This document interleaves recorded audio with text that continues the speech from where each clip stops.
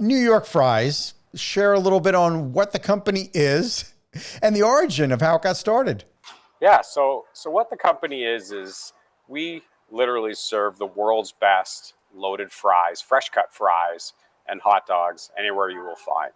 And how it got started was actually a fantastic story. So an entrepreneur, Jay Gold, saw it actually on South Street Pier in New York and thought, man, this would work really well in Canada, and brought it up to Canada and actually paid the gentleman who owned just a little kiosk on that South Street Pier a royalty. And so he actually started to build them in Canada and started to see a lot of success, and actually went back down and bought the brand from the gentleman. He did have the trademark, but instead of just knocking it off and calling it Bronx Fries or South Street Fries, he kept the brand name New York Fries.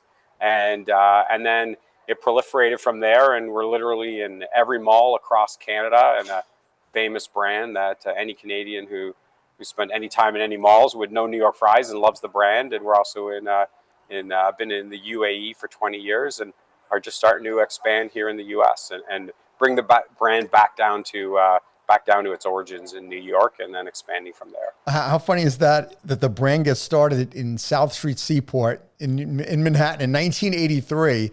Yeah, there are no locations in New York all this time, and everything's in Canada. Well known in Canada. There's, what do you have? About 115 locations in Canada. 95 are franchise, right? About 20 20 are company-owned locations. And now you guys are getting back into franchising here, re-emerging here in the United States. Exactly. Yeah, the prodigal son is coming home. So is the way that I like to think about it. All right. Well, first of all, I would have liked to have been able to judge whether these are the world's greatest fries, by the way. Yeah. Well, I think you're based out of Florida, so we are actually in talks with some people down there. So hopefully you'll get to try some in Florida in the coming months here. Well, if not, my old stomping grounds, you mentioned that actually in New York, you're going to be in two of the most popular malls in Long Island, where I basically grew up in both of these malls. So it's incredible that the Smith Haven Mall in Smithtown, New York, and Roosevelt Field Mall, I believe, right, is the other one in Garden City, New York. Yeah, we opened up in Roosevelt Field a couple months ago. In Smith Haven, we're hoping to get open sort of mid to end of May. And then we have two sites, one in Newport, New Jersey, as well as Menlo Park. So between those two places, and as where we're starting off, which is great. Wow. 4 great malls. So this is fascinating that a company such as yours, and I understand you've been the brand president now or division president now for Recipe Unlimited for how long now? So I've had a bunch of different roles, but I've been in this role for about 3 years. Okay. So, yeah. So you guys established this brand so well in Canada for so long. Now that you're bringing it to the U.S., share with me sort of like what was the mindset, like how is this going to be franchised if it's going to be different than how you franchised in Canada? So probably not too differently. So the great thing about the New York Fries brand and team is we have an amazing core team. So our chief operating officer, Craig, has been with the business for 35 years. Our head of operations has been with the business for 30 years. The head of marketing has been 27. So between the three of them, they have over 70 years of experience on the brand, and they've just continued to build it every year. And so we're part of a large organization, Recipe Unlimited, acquisitor of brands. So we bought that brand and kept the team intact. And so the focus remains the same. And, we know it's the secret to success, which is, focus on operations, focus on delivering an amazing product. If you read the reviews at the malls that we've opened, we've got a 5-star review across all the locations. People are loving the product. And it's all about just that delivery of a fresh, hot, crispy fry that just is so amazing. And then you can load it up with all sorts of great stuff like pulled pork and bacon and jalapenos and all sorts of amazing stuff. And obviously you can even try an original Canadian poutine. So we have lots of different flavors that people can load them with. And really it's about just making sure that we deliver on the brand promise.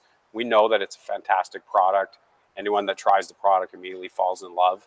And it's just about continuing to go down that road and really focus on quality and guest experience. So since you're just reemerging now in the States, I'd love to kind of focus here on your franchising experience in the Canadian market.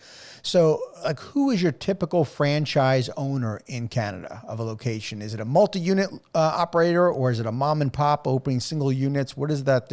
What does your brand look like of your franchise makeup? I'd say we have a blend, primarily multi-unit operators, people that have sort of 3 to 7 locations, not massive multi-unit operators like you'll see across some other brands.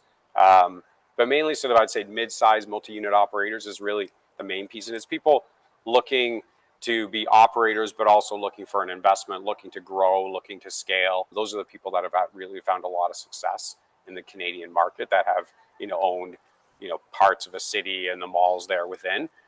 Really, New York Fries works in really high foot traffic areas. So we do think in the U.S. there'll be a probability of more locations, where in Canada, it's super hot in the summer and super cold in the winter. So, everyone goes to malls when it's either super hot or super cold, where, places in the U.S.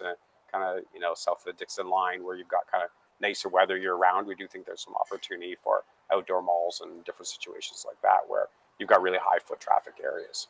Yeah. So besides malls, what does another kind of a typical location look like?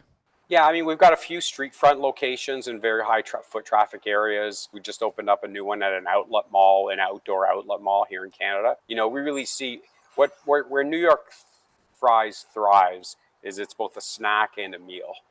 So you can just pick up a small order of fresh cut fries and eat them as you walk, or you can sit down and enjoy sort of a big loaded fry meal, as well as a hot dog or a combo, or however you want to do it.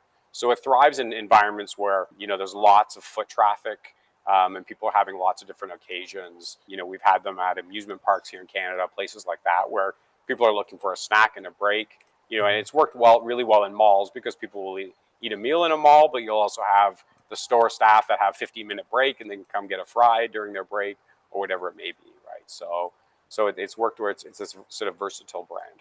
All right. So what's the secret to the success of making this the world's greatest fry? Is it the oil? Is it the potato? Is it the seasoning? Is it the topping? What makes this thing tick? It's a great question. And, I'd say it's a proprietary process that we have. So making a great fresh cut fry is actually a long process, from cleaning the potatoes to we cut all the potatoes in-house, to the, multiple stage of frying, and then how long you hold between stages. But the two, I'd say, super key secrets of New York Fries are, one is that we can serve the product in less than 30 seconds based on our process. So although it's this very long process to make a fresh cut fry, when someone orders at the counter, you can immediately provide the product to them through our final stage.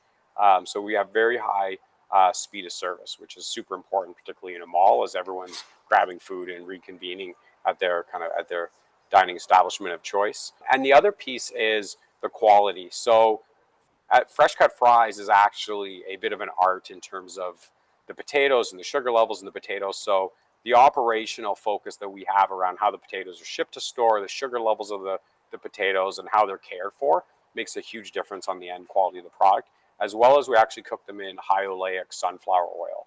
And nothing else goes in the fryers, nothing else at all. So all we serve out of our fryers is fries. So we actually never throw out oil. All we ever do is top up the oil, because the oil, we have a very specific filtration process. So you can always see right to the bottom of our fryers, as well as we never have to throw the oil out. So it's actually, we have quite a few people that eat our product because it's totally gluten-free, as well as, although it's a fry, and people laugh, and I laugh when I say it's a healthy fry, it actually is. It's a non-processed product, right? So it's a potato cooked in high oleic sunflower oil with no trans fats or any of those bad things. So it's actually, although a high fat food, it's actually an unprocessed and high quality fry. What's the most popular loaded potato that there is on the menu? Yeah, so the most popular here in Canada is poutine, which is cheese curds from Quebec with gravy. And in the U.S., so far our most popular has been the spicy ones. So certainly cheese and bacon and jalapenos have been some of the most popular ones. But the exciting thing about it is, we have different depending on where in the country you are, it allows for different toppings. So the core of the product is a hot dog and a fry. And then depending on the region, we're able to change and modify some of those toppings so they better fit the specific region. So, our hot dog in Canada is different than our hot dog in the U.S. In the U.S., it's an Angus hot dog, all beef, or in Canada, it's a different blend. So, we're able to modify and tweak a little bit as we go, depending on the requirements or the need of the local consumer. Thank you for tuning into the Emerging Franchise Brands podcast. For additional insights, guest applications, and to stay connected, visit us at efbpodcast.com. The Emerging Franchise Brands podcast is for entertainment purposes only, and the views expressed do not necessarily represent those of Emerging Franchise Brands, its host Frank Fiume, or Emerging Franchise Group, LLC. Any discussed franchise or investment opportunity requires thorough investigation, obtaining proper disclosure documents, and expert consultation before making any investment decisions. The podcast and its host do not offer professional advice or endorsements, and they hold no responsibility for actions, representations, accuracy, or consequential damages related to the podcast content.